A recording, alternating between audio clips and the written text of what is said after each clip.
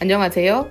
오늘은 5학년 1학기 1단원 5차식 덧셈, 뺄셈, 나눗셈이 섞여 있는 식을 계산해 보도록 하겠습니다. 지난 시간에 배운 내용을 복습해 보도록 하겠습니다. 유튜브 설명 부분을 클릭해서 덧셈, 뺄셈, 곱셈이 섞여 있는 식의 문제를 한번 풀어보세요. 유튜브 설명 부분은 바로 이 부분이고요. 여기에 보면 인터넷 주소 링크가 나와 있습니다. 클릭하면 문제를 풀 수 있습니다. 스마트폰으로 접속하는 경우 화살표에 있는 주소를 클릭하면 문제를 풀 수 있는 화면으로 연결됩니다. 지금 선생님처럼 접속해서 문제를 풀어보세요. 문제를 잘 풀어보았나요?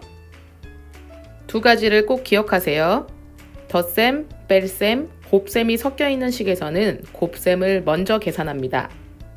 덧셈, 뺄셈, 곱셈이 섞여 있는 식에서 괄호가 있으면 괄호 안을 먼저 계산합니다. 활동 1, 덧셈, 뺄셈, 나눗셈이 섞여 있는 식의 계산 순서를 알아보도록 하겠습니다. 그림을 보고 문제를 해결해 봅시다. 그림을 보면 친구들이 색종이로 봄꽃 접기를 하고 있네요. 선생님이 문제를 읽어볼게요. 수연이의 모듬은 4명입니다. 모듬원들이 함께 색종이로 봄꽃 접기 활동을 하려고 합니다.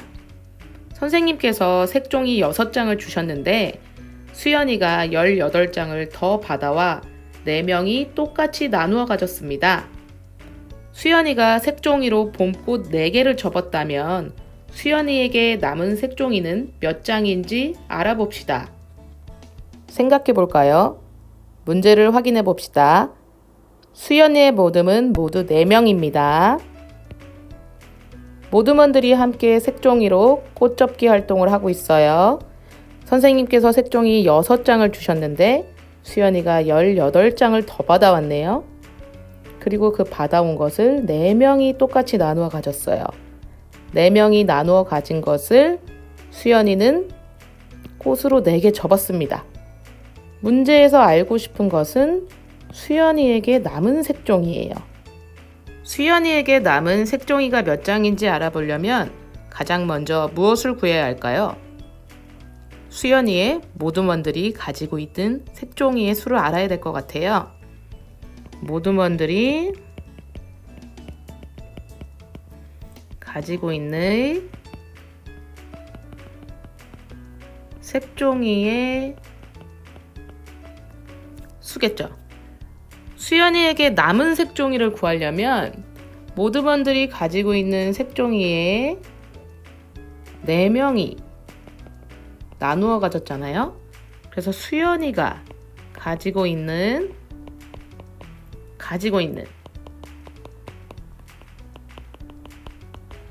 색종이에서 봄꽃 만든 4장을 빼주면 될 것 같아요. 자, 문제가 이해되었다면 식으로 풀어봅시다. 수연이의 모듬이 가지고 있는 색종이는 모두 몇 장일까요? 먼저 선생님께서 6장을 주었죠. 그런데 수연이가 선생님한테 18장을 더 받아왔습니다. 그렇다면 한 명이 가지고 있는 색종이는 몇 장인지 식을 써볼까요?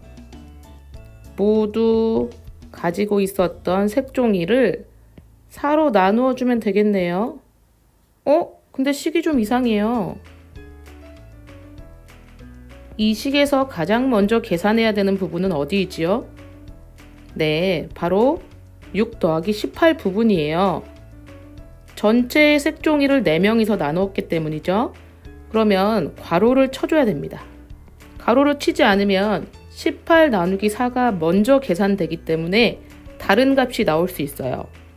이번 식에서 수연이가 봄꽃 만들기로 4장을 사용했어요. 그럼 전체 색종이에서 모듬원들이 가지고 있는 색종이 그다음에 4장을 사용했다. 그죠? 그럼 24 나누기 4 빼기 4가 됩니다. 24 나누기 4는 6이 되니까요. 6 빼기 4는 2장. 지금 수연이가 가지고 있는 색종이는 2장이 되겠네요. 기억하세요. 덧셈, 뺄셈, 나눗셈이 섞여 있는 식에서는 나눗셈을 먼저 계산합니다. 덧셈, 뺄셈, 나눗셈이 섞여 있는 식에서 괄호가 있으면 괄호 안을 먼저 계산합니다. 이번에는 괄호가 있는 식과 없는 식을 비교하여 순서에 따라 계산해 보도록 하겠습니다. 비교해 봅시다. 숫자와 수학 기호가 모두 같은 식인데요. 첫 번째 식은 괄호가 없고 두 번째 식은 괄호가 있습니다. 40 빼기 12 나누기 4 더하기 6에서 어느 부분을 가장 먼저 계산해야 할까요? 네, 나눗셈 부분입니다. 여기를 1번으로 계산하고요. 그 다음 여기를 2번으로, 여기를 3번으로 계산하면 되겠습니다. 계산해 볼까요? 12 나누기 4는 4단을 외워볼까요? 4, 1은 4, 4, 2, 8, 4, 3, 12가 되니까요. 여기는 3이 되겠네요. 40 빼기 3 더하기 6이 되겠습니다. 40에서 3을 빼면 37이 되고요. 37을 6을 더하면 43이 되겠습니다. 두 번째 문제를 볼까요? 괄호가 있으니까 이 부분을 첫 번째로 계산하고요.